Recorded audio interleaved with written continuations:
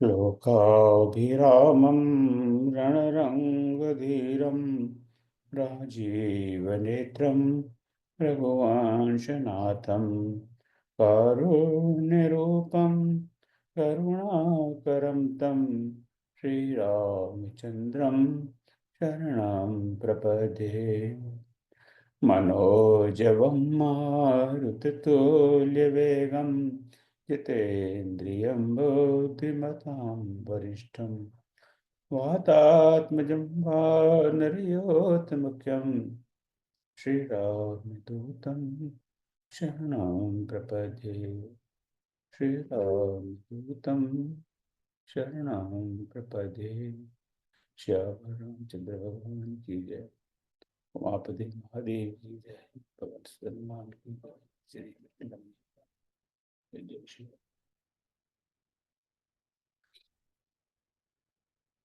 जय जय श्री राम भाई बहनों, पुनः आपका स्वागत आज की सभा में। तो हम कुछ समय से मानस के शब्दों को अध्ययन कर रहे हैं, जानने का प्रयास कर रहे हैं। तो अभी इसी श्रृंखला में आज आदरणीय विनीता मिश्रा जी मानस की संज्ञाओं पर चर्चा को आगे बढ़ाएंगे। तो बिना समय गंवाए आपको आमंत्रित करता हूँ विनीता जी। जय श्री राम, आपका स्वागत है। सभी को जय सिया राम। जैसा कि आप लोग सभी जान रहे हैं कि आजकल हम लोग मानस के शब्दों में संज्ञा पर चर्चा कर रहे हैं, और वो संज्ञाएं जो एक ही बार आई हैं, दोबारा आई हैं, लेकिन कहीं ना कहीं उसमें कुछ ना कुछ रूप परिवर्तित होकर के आई हैं। तो इस श्रृंखला में ये संज्ञा को लेकर के ये तीसरा सेशन है, और आज हम लोग शब्दों में 1000 शब्दों के जो चुने हुए शब्द छांटे हुए हैं सारे के सारे, उसमें 1000 शब्दों के बाद से कुछ चुने हुए सभी शब्दों में से कुछ चुने हुए शब्दों पर चर्चा करेंगे। इसके लिए मुझे स्क्रीन शेयर करनी होगी और श्याम भाई की मुझे मदद चाहिए होगी।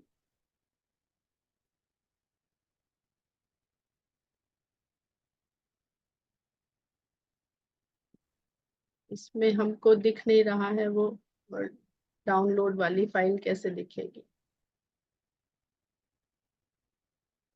आपका स्क्रीन शेयर हो रहा है इस समय। अब आप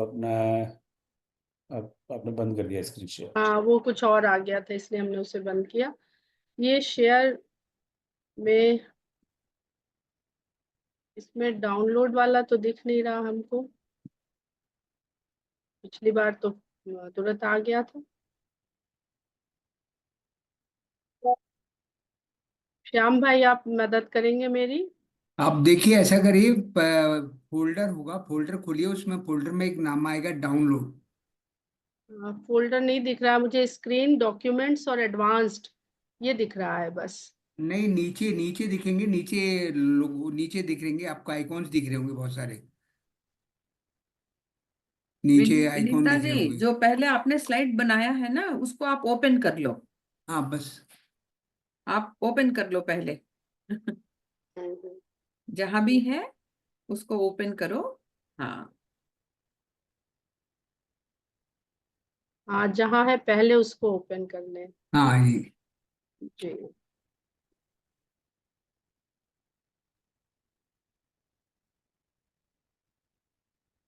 तो वहां तक हम कैसे जाएंगे इसको?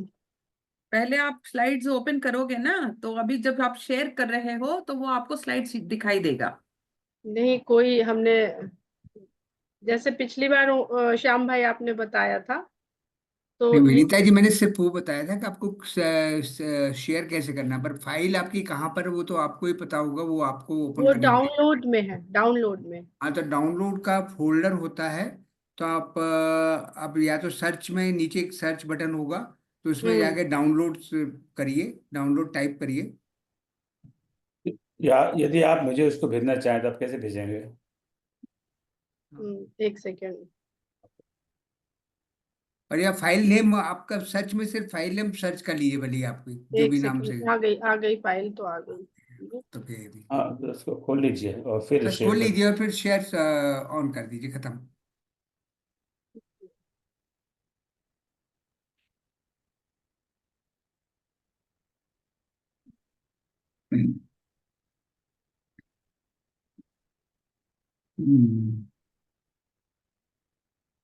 अभी क्या दिख रही है? हाँ, वही दिख रहा है, Vinita Sharma has started screen. हाँ भैया। अब आ गया। Very good.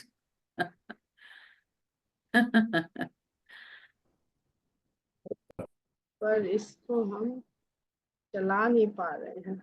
अब इसको थोड़ा बड़ा कर लीजिए। मेरी स्क्रीन में तो फुल दिख रहा है। हाँ नहीं, स्क्रीन में तो आ रहा है पर थोड़ा बड़ा। नहीं, ये स्क्रॉल नहीं हो रहा है। जो जो आया है बस वही है। चलिए उसी से काम चलाइए। नहीं, जैसे नहीं, आप वो पहला वाला शब्द है ना, शरीर ही, उस पर आप रखो कर्सर को। हाँ, वाह, यस, वहां पे रखो, क्लिक करो, क्लिक करो। हाँ, अब चलता थैंक यू, चलेगा। Thank yes you. जी।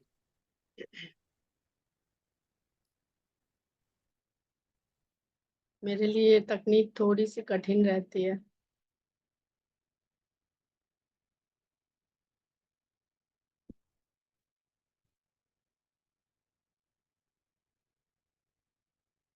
करत करत अभ्यास के तो आपको तो जी। कुछ हाँ, कुछ वही समझ वही में। जल्दी जल्दी क्लास लगेंगी तो शायद जरा आसानी रहेगी। चलिए, थोड़ी सी कठिनाई के बाद हम लोग पहुंच गए हैं।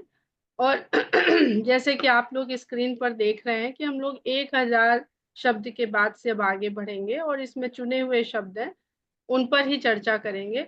और जैसा कि आप देख रहे हैं कि ये अभी बालकांड के ही शब्द चल रहे हैं। तो कामदुहा है। कामदुहा जो बिल्कुल सरल है, इसको इच्छाओं को दुहना। तो मतलब दुहने से मतलब ही समझ में आ जाता है कि गाय से मतलब है। तो जो हमारी सारी कामनाओं को, सारी इच्छाओं को पूरी कर सके, कामधेनु के बारे में ये पर्यायवाची के रूप में गोस्वामी जी ने कामदुहा शब्द को यहाँ पर लिया है। इसके बाद दूसरा अगला शब्द है जनवासे ही। जनवासे ही पता नहीं, उत्तर प्रदेश में तो बहुत प्रचलित शब्द है। जहाँ पे बारात को ठहराया जाता है उस स्थान को जनवासा कहते हैं। और देखेंगे तो आगे आपको इसमें ही बारात के लिए जनेश शब्द भी मिलेगा कहीं कहीं। तो इससे ये पता चलता है कि जो बारात यानी वर यात्रा से बारात शब्द मिला है, उसके लिए शायद कभी जनेश शब्द भी प्रचलन में रहा होगा, जिसके कारण जनेश से वो जनवासा, उनके ठहरने के स्थान को जनवासा शब्द मिला होगा, बना होगा इस तरह से। अगला शब्द है दारिका। दारिका, दारा शब्द हम लोग सभी जानते हैं, स्त्री का पर्यायवाची है। तो दारिका स्त्री के लिए, महिलाओं के लिए यहाँ पर प्रयोग हुआ है। ए दारिका परिचारिका करी पालवी करुणा नहीं। तो दारिका इसका अर्थ कन्या, बालिका के रूप में यहाँ पर स्त्री के पर्यायवाची को लिया है। फिर कोहबर एक शब्द है। कोहबर का शुद्ध शब्द जानने की बहुत आवश्यकता है। बोलचाल में हम लोग कोहबर बहुत प्रयोग करते हैं। कोष्ठ बर, जो शुद्ध शब्द है कोष्ठ बर, बर। और कोष्ठ से ही बने होंगे कोठरी, जिसको सब ज्यादातर भाषाओं में होंगे तो कोठरी शब्द कोष्ठ से आया होगा। और विवाह के समय जिस कक्ष को, जिस कमरे को या जिस कोठरी को देवी देवता, कुल देवता इत्यादि की पूजा के लिए निश्चित किया जाता है, उसको कोष्ठ बर कहते हैं। और वो कोष्ठ बर धीरे धीरे चल के कोहबर बन जाता है और अवध क्षेत्र में कोहबर के नाम से बहुत अधिक प्रचलित है।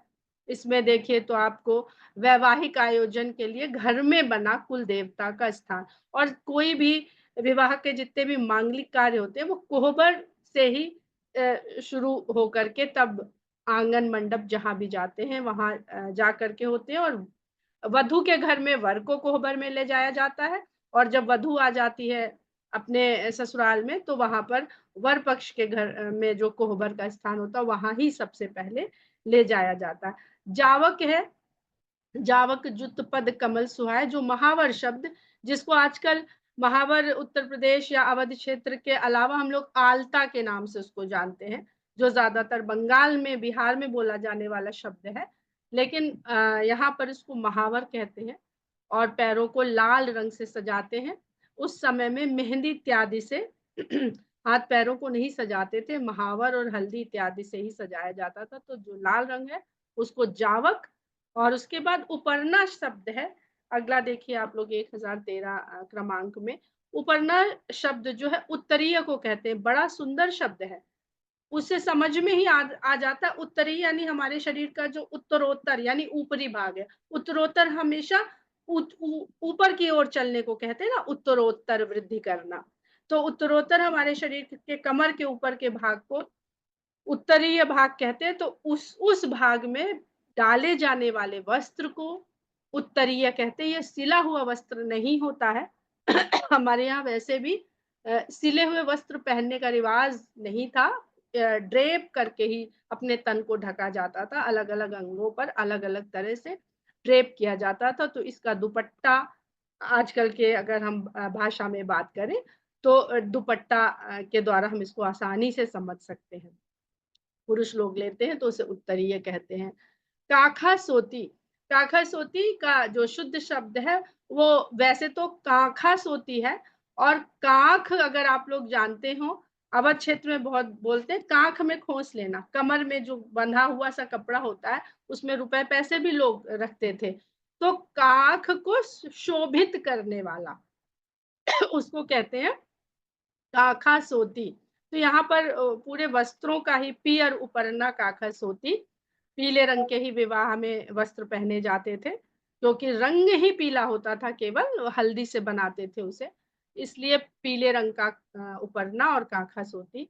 आचरण ही आंचल हम सभी लोग जानते हैं, पर चूंकि सारे वस्त्र लिए हैं तो हमने आचरणी को भी ले लिया कि जो उत्तरीय है उसके जो दोनों किनारे होते हैं वो आंचल कहलाते हैं, और उसकी सजावट का यहाँ पर वर्णन किया है। मौर शब्द जो है विवाह में, जैसे आजकल पगड़ी, साफा, सेहरा इत्यादि हम देखते हैं, लेकिन जो प्राचीन सभ्यता है वहां पे मौर, और मौर का मतलब ही होता है जैसे शिरमौर हम लोग पढ़ते हैं, तो शीश को सजाने वाला, शीश का मुकुट या शीश का आभूषण, इस तरह के जितना भी शीश की जो सुंदरता बढ़ाए, उस आभूषण को, एक तरह का आभूषण ही है जिसमें कुछ ज्यादा सजावट होती है, वो मौर होता है। और वो दूल्हे के शीश पर रखा जाता है, तब उसको मौर कहते हैं, मुकुट नहीं कहते हैं। लहकौरी बड़ा सुंदर शब्द भी है और बड़ा सुंदर रिवाज भी है। वर वधु जो पहला ग्रास एक दूसरे को खिलाते हैं फेरों के पश्चात, वो कोहबर में ही होता है।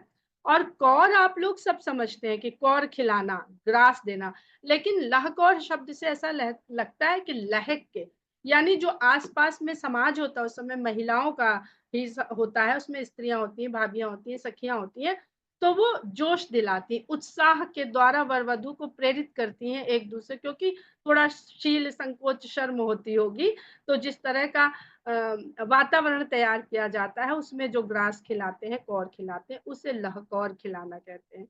अली, अली का मतलब आली ही है, सखी से है। और जोगींद्र शब्द ये बहुत आसान है, या का जा होता है, योगींद्र यानी योगियों में श्रेष्ठ, योगीराज, इंद्र से उसका मतलब होता है जो श्रेष्ठ हो। वधूटिन वधुओं के लिए है। पीढ़न यानी पीढ़ा या पाटा या पटरा, सादर सबके पाए पखारे, जथा जोग पीढ़न बैठारे, चौकी से छोटा होता है, अलग अलग जगहों में लकड़ी का बना हुआ होता है, मेरे ख्याल से ज्यादातर लोग इसको जानते होंगे। फिर सूपकारी, सूपकारी शब्द को अगर समझना है तो सीधे सीधे शेफ को समझ लीजिए, आजकल के जो शेफ होते हैं वो सूपकारी होते हैं। सूप का मतलब संस्कृत में हमने शायद पहले भी बताया हो, या हो सकता है ना बताया हो। सूप का जानकार, सूप का ज्ञाता, सूप मुख्यतः दाल को कहते हैं, और दाल का मतलब यहाँ पर एक पकवान से है, उसको कैसे पकाया जाए इस कला को, इस विद्या को जानने वाले को सूपकार कहते हैं। पनवारे यानी पत्तों से बनी हुई थालियां, पत्तल जिनको हम कहते हैं, वो पनवारे।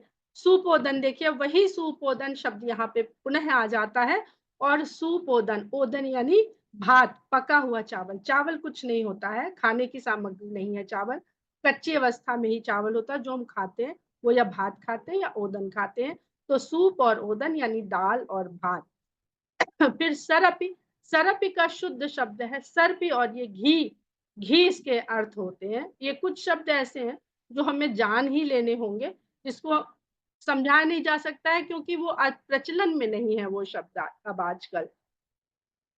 फिर कवल, कवल का पंच कवल यानी 5 कौर, जो 5 ग्रास निकाले जाते हैं या उसके लिए, तो कवल माने भी कौर ही होता है, ग्रास ही होता है। इसके पश्चात आगे चलते हैं तो सुसारा, सुसारा यानी शैया। पठई जनक अनेक सुसारा, भोजन इत्यादि के पश्चात जो बिस्तर जिसको हम कहते हैं, वो उसका मतलब है। सुसारा का मतलब होता है बिस्तर। दिशि कुंजर शब्द को मुझे समझाने का बहुत मन है। दिशि कुंजर यानी दिशाओं के हाथी। अब दिशाओं के हाथी एक इतना महत्वपूर्ण, बहुत महत्वपूर्ण शब्द है। दिशाओं जिन्हें देख दिश कुंजर लागे। दिशा, जो दिशाओं के पालक हैं, उनके पास कितनी समृद्धि होगी, वो भी लजा रहे हैं। अब इस पर अगर हम कभी आगे चर्चा करेंगे कि ये जो दिशि कुंज होते हैं या दिग्गज भी जिनको कहते हैं, इसका क्या अर्थ होता है। अभी तो दिशि कुंजर को हम ये समझ लें कि जो एक-एक दिशा के पूरी तरह से स्वामी हैं, वो भी इस वैभव से देख करके उनको अपने वैभव फीके लग रहे हैं। तो दिशाओं के हाथी, इसका जो सीधा-सीधा अर्थ है दिशाओं के हाथी। लेकिन इसका अर्थ बल को लेकर के होता है। इस पर हम लोग आगे कभी इसी शब्द पर केवल चर्चा करेंगे, क्योंकि बहुत जगह गोस्वामी जी ने दिग्गज और खासकर सुंदरकांड में भी दिग्गज और इस तरह इसका कई बार प्रयोग किया है।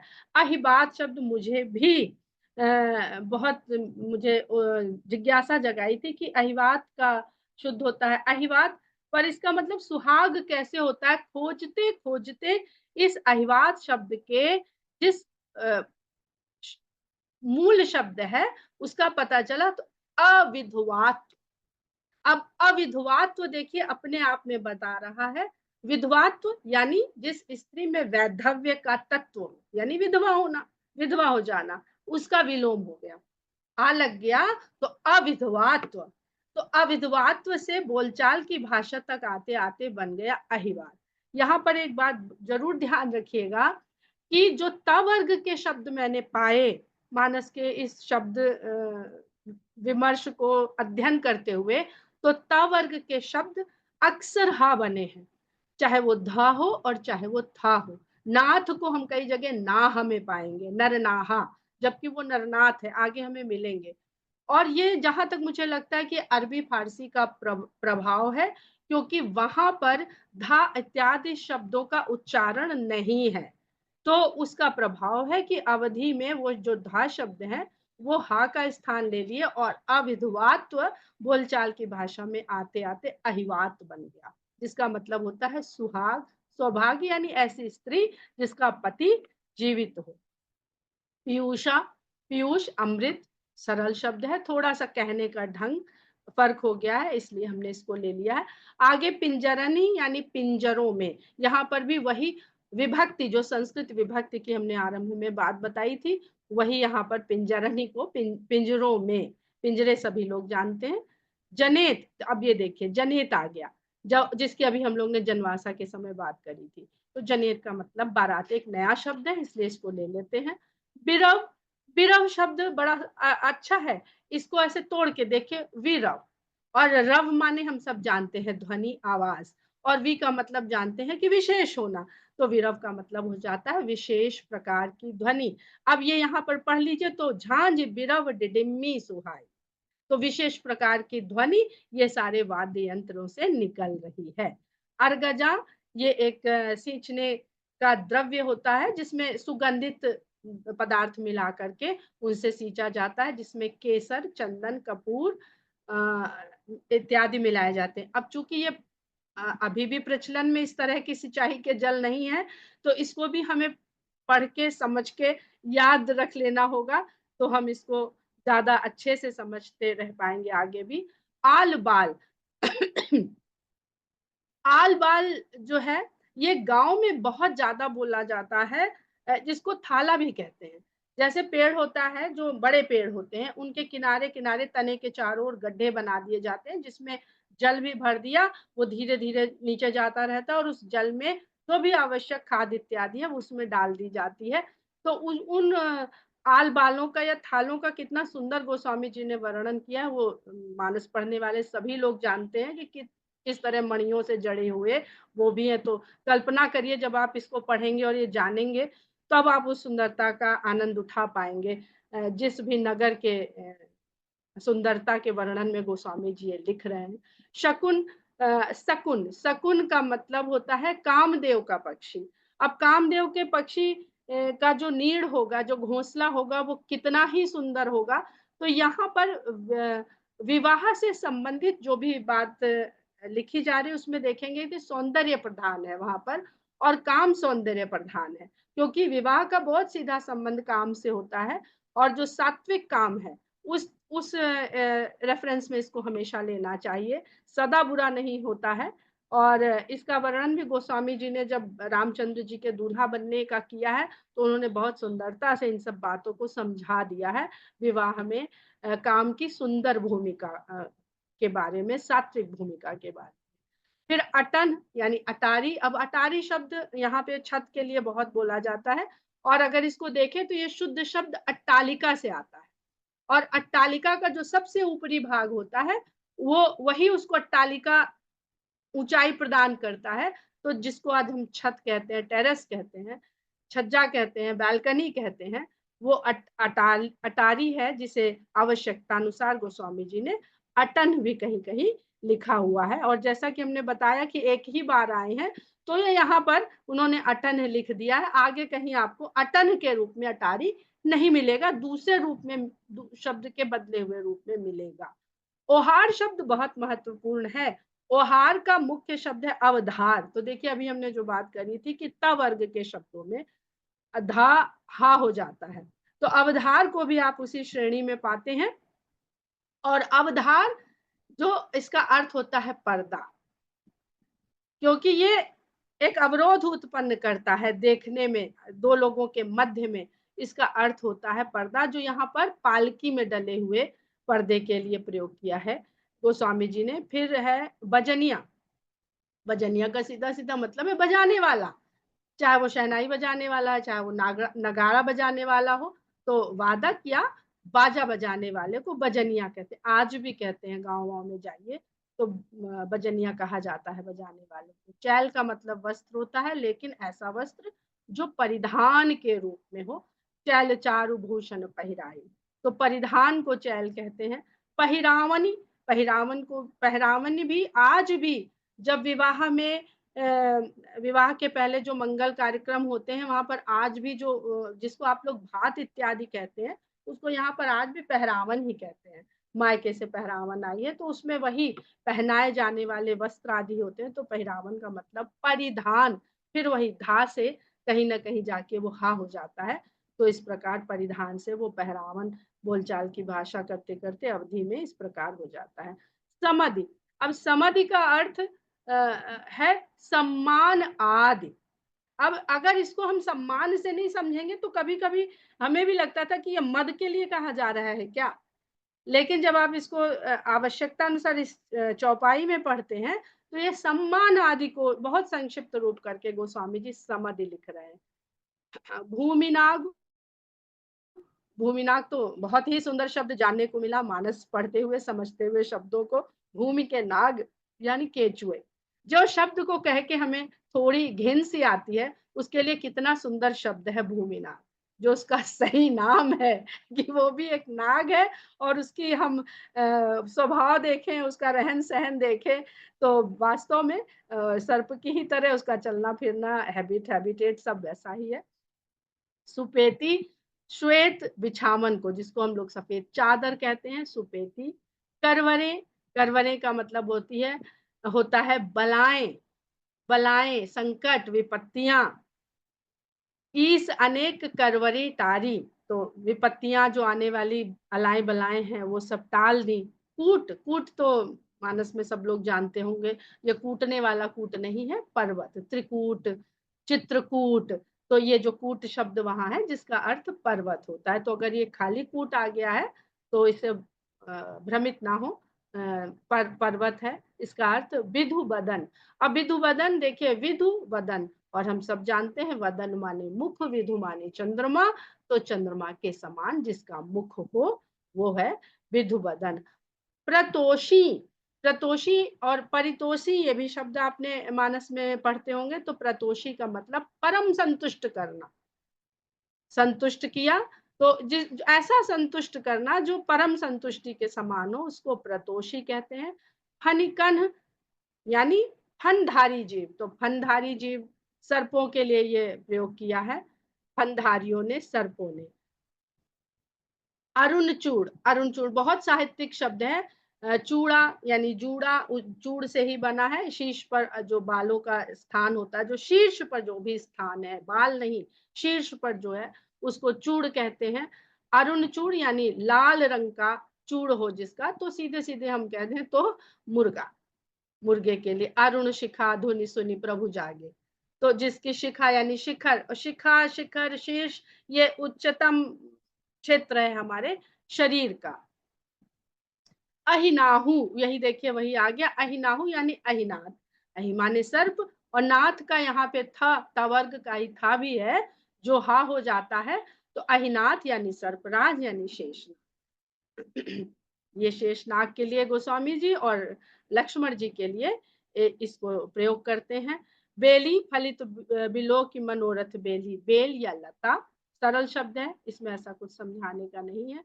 केसा यानी केश, यहाँ पे सीधा जो अवधि में श शब्द का उच्चारण नहीं है इसलिए वही केश ही है, ये सा बन जाता है। पांच ही, अब पांच ही से या पांच संख्याओं से मतलब नहीं है, पंचों से मतलब है।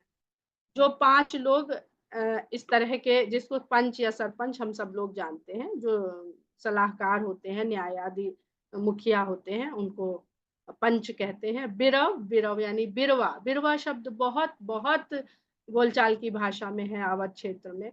पौधे पेड़ को कहते हैं ये, आम का बिरवा, नीम का बिरवा।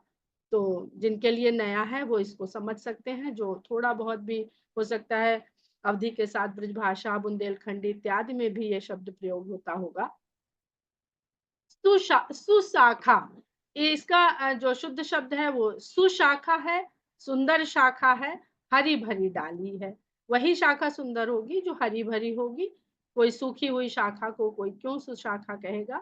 काजही, काजही शब्द जो है वैसे तो कार्य शब्द से ही बनता है और या का जा हो भी जाता है, हम लोग पहले भी जान चुके हैं। लेकिन यहाँ अवध क्षेत्र में काज शब्द इतना ज्यादा प्रयोग होता है मंगल कार्यों के। यहाँ विवाह में आने को कोई ये नहीं कहता विवाह में आना, यहाँ कहते हैं जब कोई काज पड़ेगा तो आइएगा, ये शुभ कार्य के लिए कहा जाता है।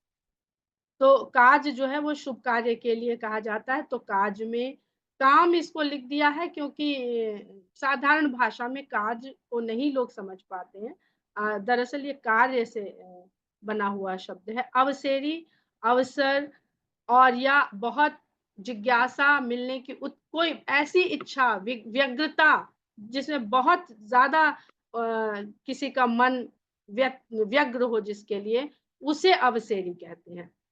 नर नाह, जिसकी अभी हम लोगों ने बात करी थी, नर नाह, नाह क्योंकि चंद्र बिंदु है तो ये नर नाह शब्द से लिया गया है। और नाह नरनायक या नरनाथ यानी राजा, मनुष्यों का नाथ, मनुष्यों का स्वामी यानी राजा के लिए ये शब्द लिए गए हैं। अवतंस, इसका शुद्ध शब्द है अवतंश, जिसका अर्थ होता है आभूषण, भूषण, आभूषण, शिरोमणि।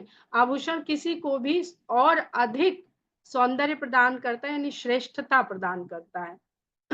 अथाई, अथाई शब्द का जो मूल शब्द है आस्थानी, और आस्थानी का अर्थ होता है चबूतरा, बैठने का स्थान। तो चबूतरा इत्यादि को, ये सार्वजनिक स्थान होते हैं, ज्यादातर घर के बाहर होते हैं या गांव के बीच में होते हैं या नगर के बीच में होते हैं, जहाँ कोई भी आके बैठ सकता है। तो सार्वजनिक स्थान को अथाई कहते हैं। हिमराती, सीधा सीधा हिमराती का आपको समझ आ रहा, बर्फीली रात समझ लीजिए। अगर आज की भाषा में हम बोलेंगे तो बर्फीली रात कहेंगे, यानी ठिठुरती हुई जाड़े की रात। पिटारी, पिटारी शब्द है जो पिटारी से बना है, और पिटारी का मतलब संदूक, छोटा सा बक्सा, बकसिया, जो भी आप उसको समझें, बॉक्स, उसको पिटारी कहते हैं। अजस पिटारी ताही कर गई गिरा मत फेर।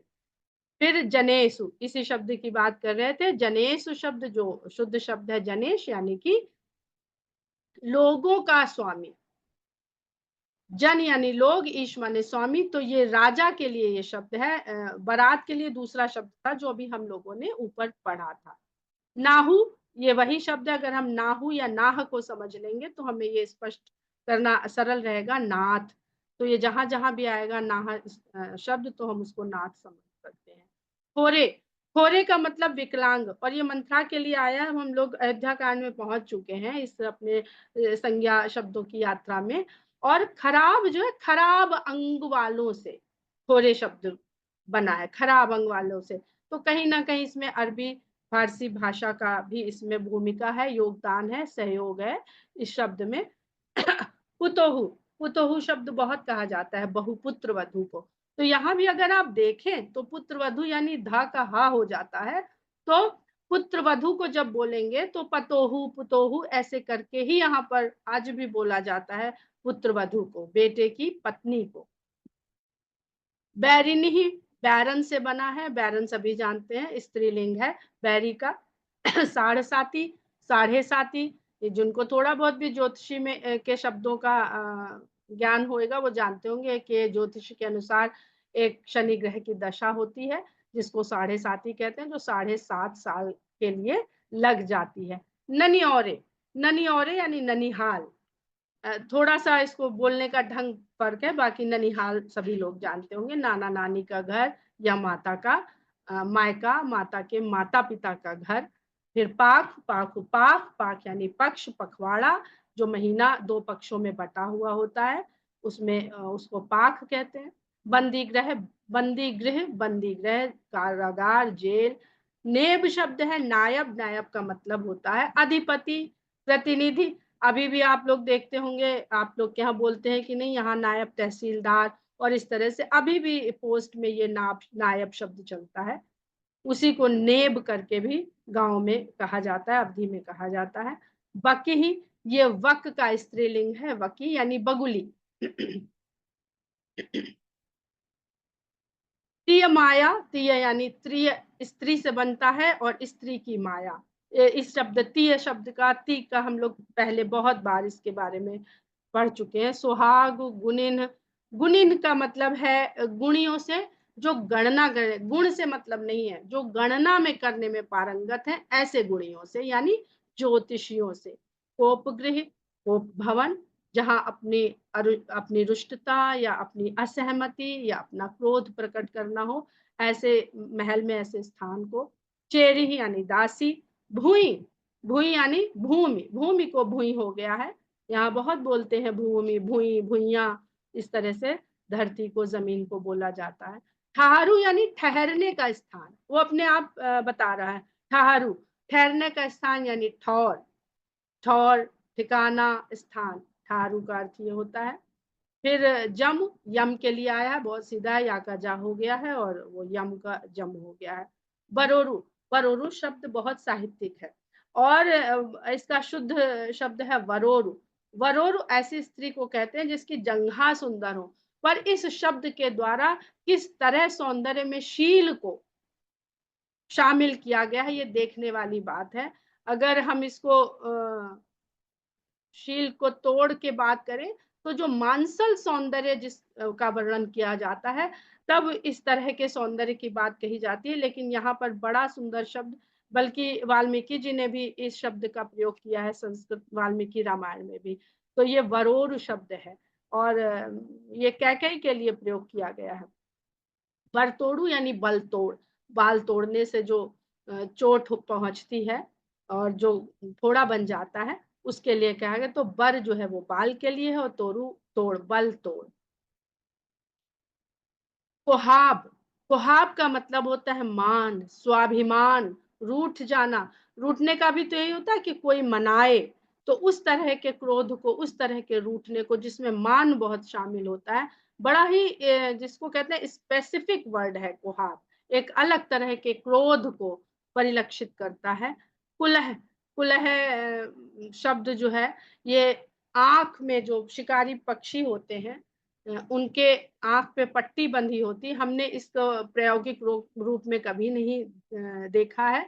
तो जो पढ़ के जाना है वही आप लोग को बता सकते हैं कि बहेलियों द्वारा पक्षी की आंख ढकने की टोपी या शिकारी पक्षी की आंख में बांधी जाने वाली पट्टी। ये इस क्षेत्र से जो लोग होंगे वो इसका प्रयोग उपयोग क्यों किया जाता है वो बता सकते हैं। मुझे बड़ी जिज्ञासा थी इसके बारे में और जानने की, पर जान नहीं सके।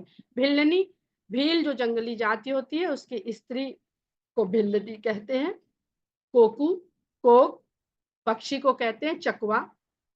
चकवा वो पक्षी है जो, चकवा और चकोर दो पक्षियों का वर्णन है जगह जगह पर, और साहित्य में इसका प्रयोग अन्य जगह भी होता है। जो चंद्रोदय से दुखी हो जाता है, यानी चंद्रोदय में इनका जोड़े का विछोह हो जाता है, ये वो पक्षी हैं, और सूर्योदय के साथ इनका मिलन हो जाता है। और चकोर चंद्रोदय के साथ प्रसन्न हो जाता है। सचान यानी बाज, यहाँ पर पक्षियों के बारे में काफी शब्द हैं। तालू, तालू का मतलब हमारे मुंह का तालू नहीं जिसको हम लोग जानते हैं। तालू का मतलब यहाँ ताड़ के वृक्ष से है। ताड़ का वृक्ष, ताड़ का वृक्ष सभी जानते होंगे। अंग्रेजी में हम शायद उसे पाम ट्री कह सकते होंगे। जति ही, जति यानी यति, यति यानी सन्यासी, तो यति को, तो जति ही यहाँ पर सन्यासी के लिए प्रयोग हुआ है। अनु यानी अनुसार। लोन यानी लवण, लोन शब्द अभी भी प्रयोग होता है, बहुत जगह प्रयोग होता है नमक के लिए। लवण से ही लोन बन गया होगा, शुद्ध शब्द लवण है, वो बोलते बोलते लवण, लौन, लोन, लोन हो गया। मूठ यानी मूठ, जो चाहे खंजर हो चाहे तलवार हो, इस तरह के शस्त्र को पकड़ने के लिए जो मूठ बनी होती है, जो मुट्ठी से पकड़ा जाता है, उसको मूठ कहते हैं। अरि यानी शत्रु, अरि, अरि शब्द बहुत आया है मानस में। अरि माने शत्रु को। घाय, घाय घाव शब्द होता है, शुद्ध शब्द है घाव, उसके लिए घाय है यहाँ पर। रौताई, रौताई थोड़ा इंटरेस्टिंग शब्द है। रौताई का शुद्ध है राजपूताई, और जब आप इसको पढ़ते हैं तो होई के खेम कुशल रौताई, तो राजपुताई, राजपुताई क्या होती है? युद्ध आदि लड़ना। और अगर आप राजपुताई भी दिखाना चाहते हैं और क्षेम भी चाहते हैं, यानी कुशलता भी चाहते हैं कि अंग भंग ना होने पाए, तो ये नहीं हो सकता है। अगर हम युद्ध में अपनी राजपुताई दिखाना चाहते हैं तो उसके लिए तैयार रहें कि कोई ना कोई कष्ट, कोई ना कोई अंग भंग, या हो सकता है वीर गति, हमें किसी भी चीज का सामना करना पड़ सकता है। भूपति, राजपद, यहाँ पे राजा से मतलब नहीं है। चाहत न भरत भूपति ही भोरे, भरत राजपद को नहीं चाहते हैं, तो भूपति का मतलब यहाँ पे राजपद से है, राजा होने से भी कह सकते हैं। नहारू, नहारू थोड़ा कठिन मुझे भी लगा। मारसी गाय नहारू लागी, यह नहारू के कई अर्थ हैं, लेकिन यहाँ पर चमड़े से ही अर्थ समझ में आया कि कोई गाय को मार दे इसलिए कि उसको चमड़े की प्राप्ति हो जाएगी, जबकि गाय उससे बहुत अधिक कुछ देने वाली होती है, और हमने चमड़ा प्राप्त कर लिया तो उससे कुछ ऐसी चीज नहीं प्राप्त करी जो गाय से अधिक मूल्यवान हो, वैल्यूएबल हो। मसानु, मसानु, मसान, यहाँ पर मसान ही बोलते हैं शमशान को, शुद्ध शब्द है इसका शमशान। शमशान को बोलचाल की भाषा में मसान कहते हैं, शमशान सभी लोग जानते होंगे, शुद्ध हिंदी संस्कृत का शब्द है। अरंडू, अरंडी, ये एक पौधा होता है, अरंडी का तेल इत्यादि भी निकलता है, और इसका शुद्ध शब्द देखिए क्या ही सुंदर है, गंधर्व हस्त। ये इसको अध्ययन के दौरान ही हमें भी पता चला।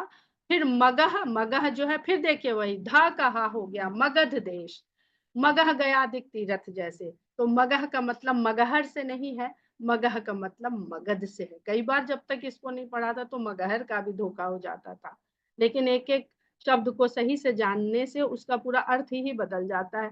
गयादिक, गया आदि तीर्थों के, गया के जैसे अन्य तीर्थों के लिए गयादिक शब्द लिया है।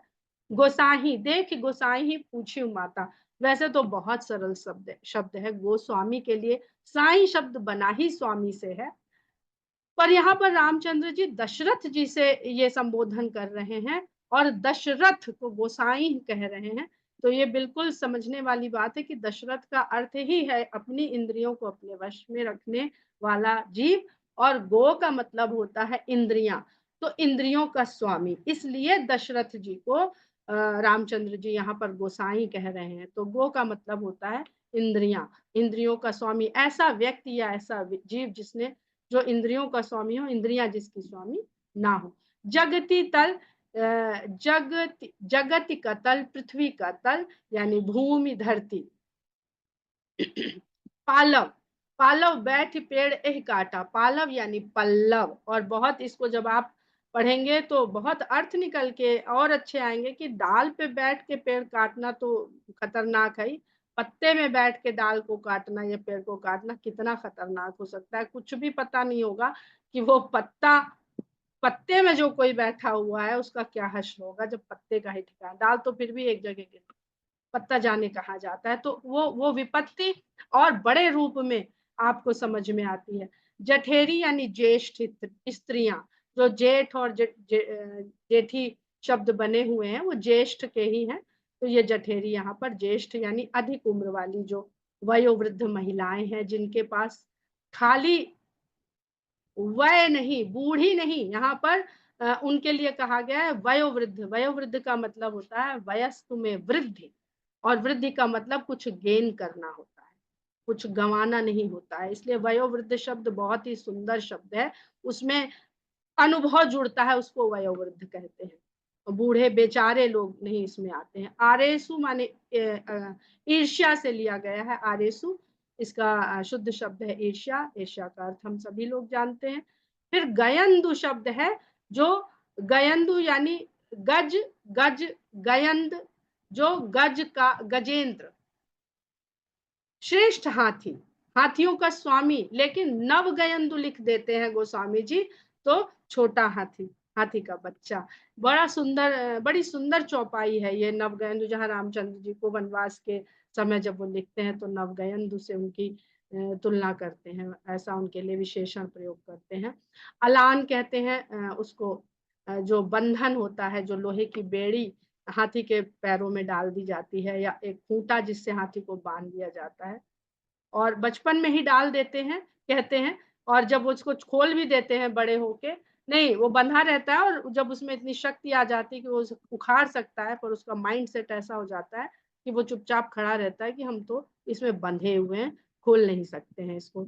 श्री मूला, श्री का मूल यानी सब शुभ होने का मूल, जिसमें सारी शुभता हो, जैसी मूल होगी वैसी ही उससे प्राप्ति होगी, तो श्री मूल, शुभता का मूल।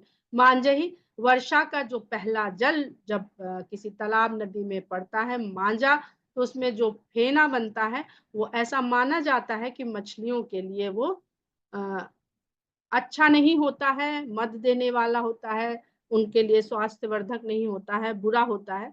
तो वो माजा शब्द है। नमित मुख यानी झुके हुए मुख के साथ। पुतरी, पुतली, कल्प बेल, कल्प बेल, ये शब्द मुझे बड़ा अच्छा लगता है। भगवान राम को जगह जगह कल्प वृक्ष कहा गया है, और सीता माता जी के लिए कल्प बेल ही कहती हैं। तो कल्प बेल जो है वो कल्प वृक्ष के साथ ही फलेगी, फलेगी, पनपेगी। और इसको आप पढ़िएगा कल्प बेल इस अर्थ के साथ, तो बहुत सुंदर लगेगा ये प्रसंग भी आपको। हिंडोरा यानी हिंडोला, हिंडोला सब जानते हैं। झूला, जीवन मूल, जीवन मूल, जैसे अभी श्री मूल आया था ऊपर, वैसे जीवन मूल, तो जीवन का मूल, जीवन दायिनी, जो जीवन देने वाला हो, मूल, मूल यानी जड़, हम सभी जानते हैं। बाती, जो दीपक की बाती होती है उसके लिए, पर बात ही लिख दिया है। घाम, ये बहुत बोला जाता है शब्द, इसका बोलचाल में घाम कहते हैं, और ये धूप के लिए प्रयोग होता है, और वो भी ज्यादातर जो तेज धूप होती है उसके लिए घाम शब्द प्रयोग किया जाता है। कांकर यानी कंकर, वृक यानी भेड़िया, भेड़िया को संस्कृत में वृक कहते हैं।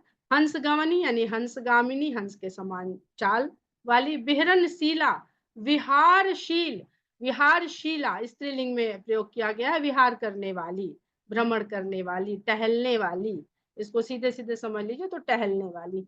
चकई, वही अभी हम लोग जो पक्षी की बात करें तो चकवा की जो मादा होती है उसके लिए चकवी। तजन माने त्याग देना, तजना त्याग देना। तरणी, तरणी से भी, सूर्य की किरण से भी, तरणी सूर्य की किरण को कहते हैं। निहारे यानी निहारने से, देखने से। दुकुल, दुकुल माने वस्त्र, परिधान, साड़ी जिससे भी हम ड्रेप करके अपने अंगों को ढकते हैं। पर्णशाल यानी पर्णशाला, जैसे ही आपको शुद्ध शब्द पता चलता है आपको समझ आ जाता है पर्णशाला यानी कुटिया। साथरी, साथरी शब्द जो है इसका शुद्ध शब्द देखिए संस्तरक, संस्तरक से साथरी बन जाता है। इसको बोलचाल की भाषा में चटाई कहते हैं और ये जंगल के पत्तों कुश से बना हुआ बिछौना। आजकल जो प्लास्टिक की चटाई आती वो नहीं। सौध यानी महल, सिंह बधु यानी सिंह की वधु यानी सिंघनी शेरनी, सशक शशक खरगोश, अहिवात, अब वहां अहिवात था यहाँ अहिवातु है, शब्द वही है, इसके शुद्ध शब्द भी बिल्कुल वही है। सनीरा यानी सनीर, नीर माने जल, जल सहित पानी से भरे हुए, नीर सहित अश्रु को, यहाँ पर नीर को अश्रु के लिए लिया गया है। रिपुसूदन, रिपुसूदन शत्रुघ्न जी के लिए आता है। रिपु माने हम सभी जानते हैं शत्रु, और सूदन माने होता है वध करने वाला, समाप्त करने वाला, हत्या करने वाला। तो अगर हम इसको सकारात्मक रूप से देखते हैं तो वध करने वाला, शत्रुओं का वध करने वाला। कदराई कायरपन, कायरता। बियानी, बियानी यानी ब्याना, जिसको कहते हैं शुद्ध शब्द में प्रसव यानी शिशु को जन्म देना। गैया ब्याह गई इस तरह से बोलते हैं, तो इसको प्रसव का है ये, जो ज्यादातर पशुओं के लिए ही प्रयोग होता है। बांगुर, बांगुर का शुद्ध शब्द है बांगुर, जिसका मतलब होता है फंदा, पगहा। जो भी देखते हैं आप लोग जानवर बांधे जाते हैं तो कोई ना कोई बांगुर या फंदा बना के बांध के रखे जाते हैं। अब ये जो अपवादु शब्द है यूं सुनने देखने में अपवाद लगता है, लेकिन ये अपवादन के लिए लिया गया है। और अपवाद और अपवादन में फिर बहुत फर्क हो जाता है। अपवादन का अर्थ हो जाता है निंदा, वादन करना, बुरा वादन करना, जबकि अपवाद का मतलब आप लोग समझते हैं कि कम होना, ना होना, उस तरह से एकाध होना। Excuse me. नरनाहा, ये वही जिसकी अभी हम लोगों ने चर्चा करी थी। नाथ, नरनाथ का भी राजा, मनुष्यों का स्वामी। बरसासन, इसको अवधि में ऐसे पढ़ेंगे या बरखासन भी पढ़ते हैं, इसलिए वर्षा का जो शब्द बरखा है वो इसी वजह से है। अब बरखासन का जो शुद्ध है वो वर्षासन है, और बड़े मजेदार इसके अर्थ हैं। वर्ष भर का अन्न या वर्ष भर का राशन। तो ऐसा लगा मुझे पढ़ते हुए कि वर्षासन से ही तो नहीं आगे चल के राशन शब्द जो है वो इसी से आया हो, जो आजकल अंग्रेजी में भी और बोलचाल की भाषा में भी है। हो सकता है सही, हो सकता है गलत हो। पितृग्रह, पितृग्रह जो बन जाता है, पितृगृह से घर हो जाता है और घर से फिर वो पीहर बन जाता है, यानी पिता का घर। कदम्बा, कदम्बा माने बहुत सारे, ढेर सारे, अनेक। जमदूता, यमदूत सरल शब्द है। बागन, बागों में। केली मृग, खेलने के लिए रखे जाने वाले मृग, ऐसे हिरन जो बच्चों के खेलने आदि के लिए रखे जाएं। पुर पशु, नगर में पाए जाने वाले पशु। दो तीन तरह के पशु होते हैं, हम सब जानते हैं, पेट्स होते हैं, डोमेस्टिक होते हैं, वाइल्ड होते हैं। तो ये पुर पशु। रथांग, रथांग पक्षी चकवा का पर्यायवाची है। और सोग, शोक शब्द है जो संस्कृत का है, और सोग शब्द फारसी का हो जाता है, पर दोनों कितने आपस में मिलते जुलते हैं। भाग भाजन, भाग्य भाजन यानी भाग्यवान। आहारू, आहार, हम लोग सब जानते हैं आहार जिसको हम ग्रहण करते हैं भोजन के रूप में। भाथी, भाथी यानी शुद्ध शब्द है भस्त्रा, भस्त्रा यानी इसका अर्थ होता है तुणीर या तरकश, हम सभी लोग जानते हैं तुणीर या तरकश जिसमें तीर रखे जाते हैं। उपधान, तकिया, तुराई, गद्दे, साथरी, साथरी वही जो अभी हम लोगों ने ऊपर पढ़ा था, चटाई। तो ये देखिए यहाँ पे ये शब्द की बहुत ज्यादा समझ नहीं है, इसको अर्थ के द्वारा ही हम लोग समझ सकते हैं, क्योंकि ये बिल्कुल भी प्रचलन में नहीं है। हो सकता है किसी अन्य भाषा में, संस्कृत से जहाँ गए हो वहां ये प्रयोग में हो, हिंदी में तो नहीं है। नागपति यानी नाक का स्वामी, और नाक स्वर्ग को कहते हैं। नाक शब्द को अवश्य मानस पढ़ते हुए ध्यान में रखिए, और शूर्पणखा की जो नाक और कान कटी है उसको जरूर इस अर्थ से समझने का प्रयास करिएगा। अनहवाई यानी स्नान कराकर, नहलाकर, अनहवाना, नहलाना। आरज सुत, यहाँ पर भी वही या हो गया, या का जा हो गया तो आरज सुत बन गया, जो आर्य सुत है, जो आर्य पुत्रों के लिए प्रयोग होता है।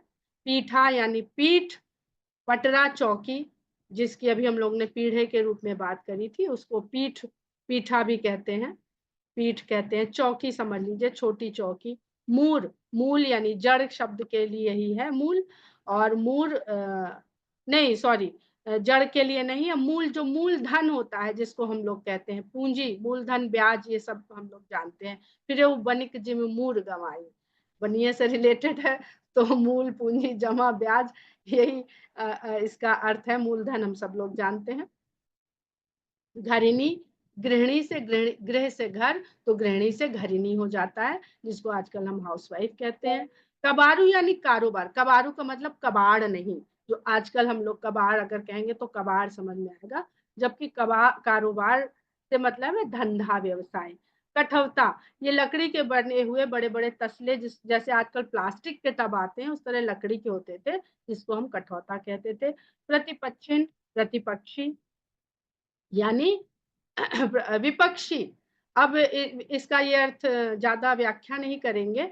विपक्षी का अर्थ क्या होता है आप सभी लोग जानते हैं। अक्षय वटु, अक्षय वट, अक्षय वट के लिए अक्षय वटु अवधि में है, कभी ना नष्ट होने वाला। अक्षय माने जो कभी ना नष्ट हो, और वट माने वट, बरगद के पेड़ को कहते हैं। मृगराउ, मृगराज, और मृगराज ये सिंह के लिए है।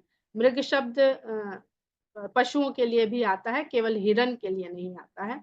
महात्म, महात्म्य यानी महिमा का बखान करना।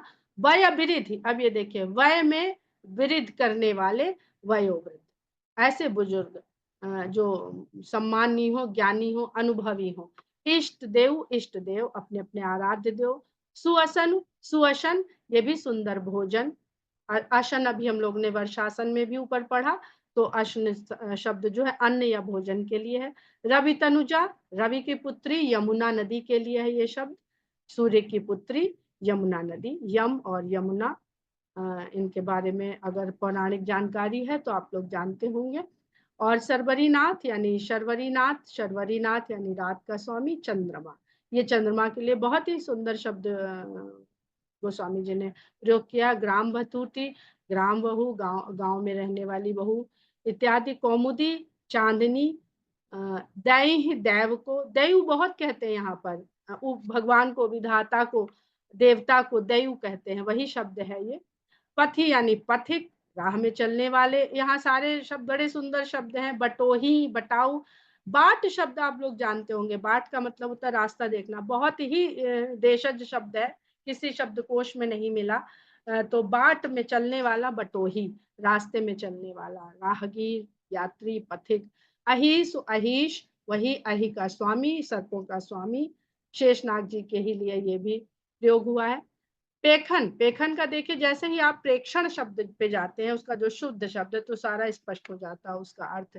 प्रेक्षण यानी दृष्टिपात, देखने वाला। तर्पण, तर्पण, तर्पण शब्द का अर्थ होता है तृप्ति करना, तृप्त करना। देवताओं, ऋषियों, पितरों को जल या भाव इत्यादि से तृप्त करने को तर्पण कहते हैं। ये हम लोग प्रयोग बहुत करते हैं, लेकिन अर्थ भी पता हो जाए तो और आनंद है। पनच, प्रत्यंचा, धनुष की जो प्रत्यंचा होती है, दोनों सिरों को जो जोड़ती है, बड़े सुंदर इसके अर्थ हैं। पढ़िएगा तो समझिएगा जरूर कि क्यों गोस्वामी जी ये सब लिख रहे हैं।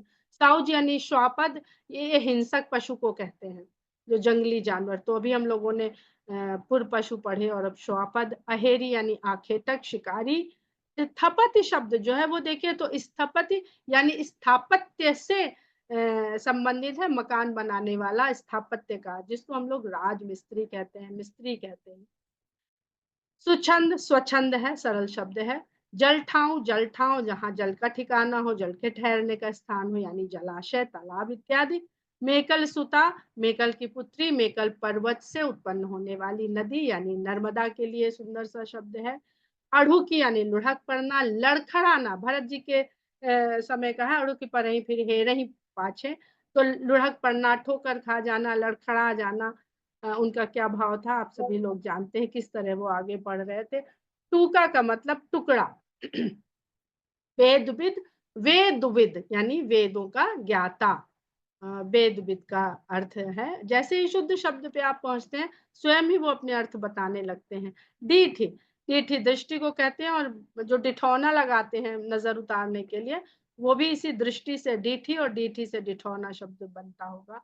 लाटी लार, मुंह में जो हमारे बनता रहता है बातचीत करते हुए, लाटी उसको कहते हैं गांव की भाषा में या अवधी भाषा में। जीव, जीव जीवन को कहते हैं।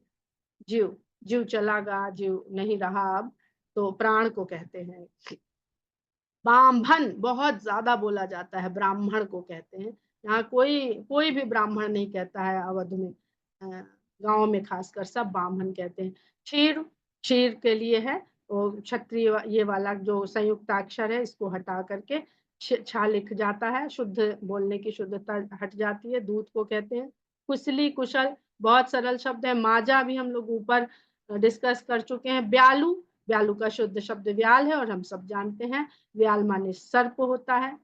तो बहुत सारे शब्द को हम लोग जान सकते हैं, जैसे उनका शुद्ध शब्द जानते हैं। और आज की जो हमारी सीमा थी शब्दों की, वो पूरी हो गई, और बहुत सरल शब्द रहे, क्योंकि हम लोग इतने दिन से उनके जो आधार रूप है और जो व्यवहारिक रूप है उनको एक बार समझ चुके हैं। तो अब हमें नहीं लगता है कि किसी को बहुत मुश्किल पड़ी होगी इन शब्दों को समझने में।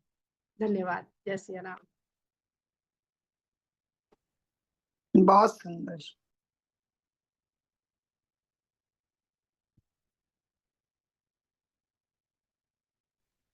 बहुत बढ़िया विनीता जी, मुझे लगता है अब सबको सरल लग रहे होंगे शब्द। बहुत बहुत अच्छा बना, बहुत अच्छा लग रहा है। आनंद आ गया। धन्यवाद। बहुत बहुत इंफॉर्मेटिव, बहुत सुंदर। कोहबर का अच्छा आपने बताया, कोष्ठबर, ये मुझे तो पता हमने नहीं था। बताया नहीं, हमने सिर्फ खोजने का काम किया है। कोष्ठबर, अच्छा कोठरी, कोठरी से बन गया कोष्ठ, ऐसा है ना?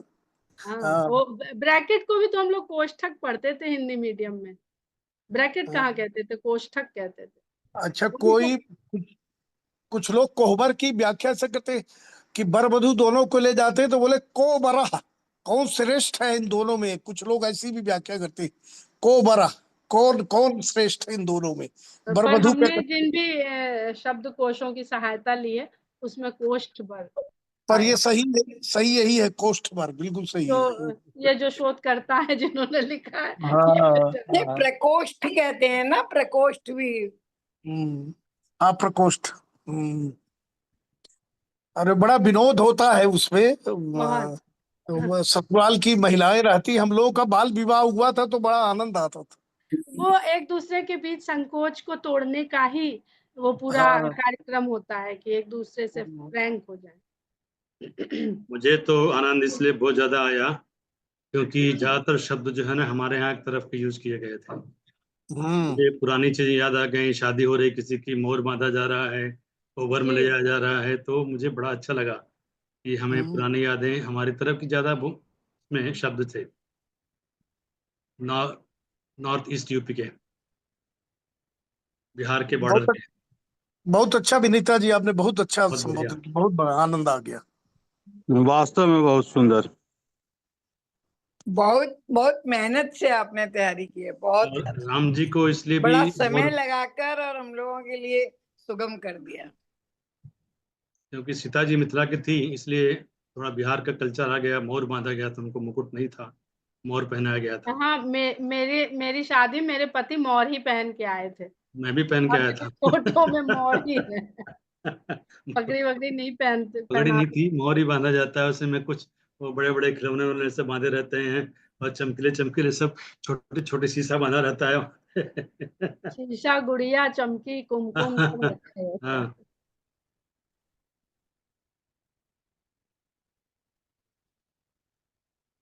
बहुत बढ़िया। बहुत अच्छा, बहुत बढ़िया।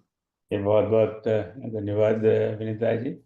आप देख ही रहे हैं कि बड़े परिश्रम से, बड़े अध्ययन से इन्होंने ये सारी जानकारी हमें दी है। तो अभी प्रयास इसको आगे चलाते रहे या बंद कर दें हम? आपको क्या लग रहा है, उपयोगी लग रहा है ये? बिल्कुल चलना चाहिए। हाँ, क्योंकि अभी इतना परिश्रम भी कर रहे हैं और हमें कुछ मजा भी नहीं आ रहा हो तो क्या फायदा। क्या लग रहा है? नहीं, बहुत ही जरूरी भी है, सुंदर है, पर समय बहुत लगता है उनको।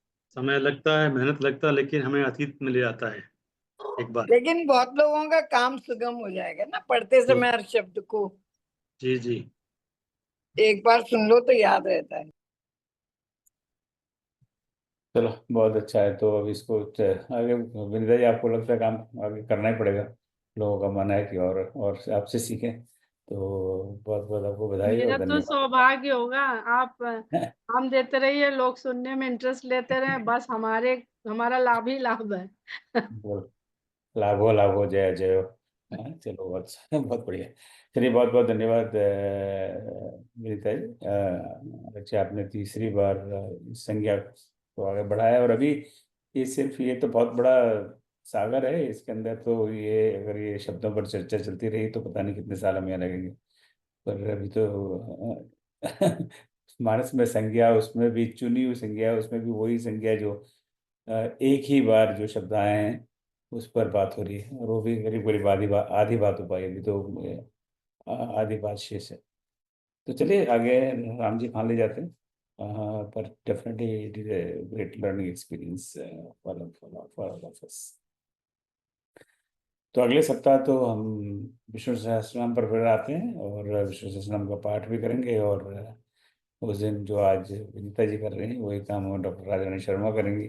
ये हमें बताएंगी विष्णु सहस्त्रनाम, भगवान विष्णु के सहस्त्रनामों पर 60-70 नाम पर जितना भी समय होगा उन पर व्याख्या करेंगी और उनकी चर्चा करेंगी। इस बीच कोई आपका प्रश्न? मेरे लिए कोई प्रश्न आपका? तो आने वाले सप्ताहों में हम 2 सप्ताह जो 5 जो अधिवेशन हुआ था, रामायण अधिवेशन, उसमें से जिन 5 पेपर्स को आउटस्टैंडिंग पेपर अवार्ड हमने चुना था, उनको पुनः आमंत्रित किया है अपनी पेपर को प्रस्तुत करने के लिए, और थोड़ा विस्तार से, ताकि हम विस्तार से सुन सकें। तो उसका कार्यक्रम मैं डेट वगैरह भेजता हूँ आपको थोड़ा बहुत दिन में।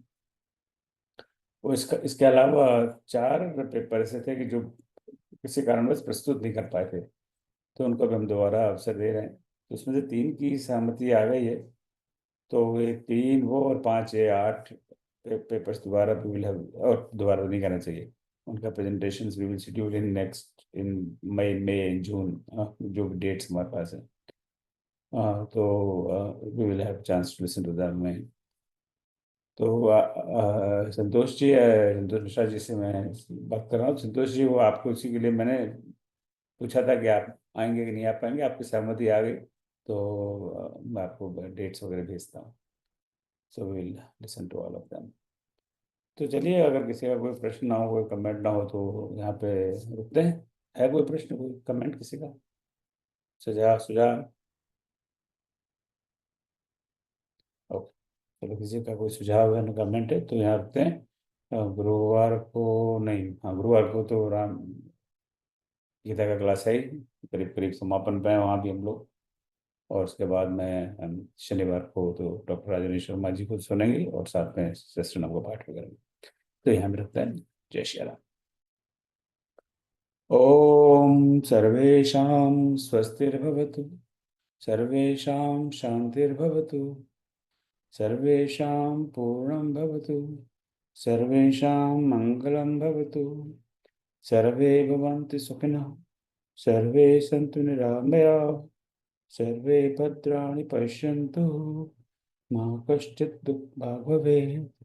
ॐ असतो मा सद्गमय, तमसो मा ज्योतिर्गमय, मृत्योर्मामृतं गमय। ओम शांति शांति शांति। जय श्री